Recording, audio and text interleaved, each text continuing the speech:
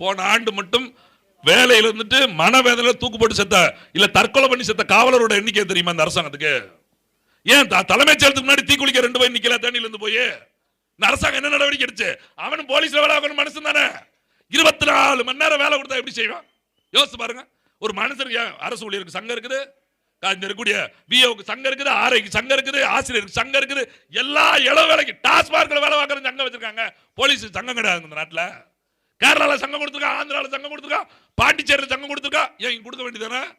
கொடுத்துட்டா இப்படி அடிக்க முடியாது, போலீஸை ஏவல் மாதிரி கையில வைக்க முடியாது.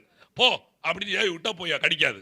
அது மாதிரி வச்சிருக்குது. இப்ப பாருங்க, காமராஜர் ஆட்சி காலத்துல முதலமைச்சர் தான் காமராஜர், போலீஸ் மந்திரி காமராஜர் கிடையாது. ஏன்?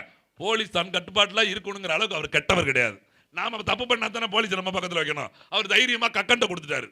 அதுக்கடுத்து கருணாநிதி ஆட்சி, கருணாநிதி போலீஸ் வசம். ஜெயலலிதா ஆட்சி, ஜெயலலிதா போலீஸ். எம்ஜிஆர் ஆட்சி, எம்ஜிஆர் போலீஸ். ஓபிஎஸ் ஆட்சி, OPS police. Edappadi, Edappadi police. இப்ப ஸ்டாலின், ஸ்டாலின் போலீஸ். ஏன்? முதலமைச்சர்களுக்கு நம்பிக்கை இல்லையா? வேற அமைச்சர் கொடுத்து பாருங்களேன், போலீஸ் கொடுத்துட வேண்டியது. ஒருவேளை இவங்க பின்னாடியே காத்து கிடந்து நம்மளை கைது பண்ணி உள்ள ஓட்டி இவங்க ஆட்சியில் உட்காந்துட்டாங்கன்னா பயம். ஏன்னா மடியில் அவ்வளவு கணம் இருக்குது, நம்பி கொடுக்க முடியல அடுத்தவன்ட்ட. காவல்துறை கட்டுப்பாட்டிலே வச்சுக்கிட்டு அவங்கள ஒரு ஊழியர்களா பயன்படுத்தாம ரொம்ப கேவலமான மனநிலை கொண்டு போய் இன்னைக்கு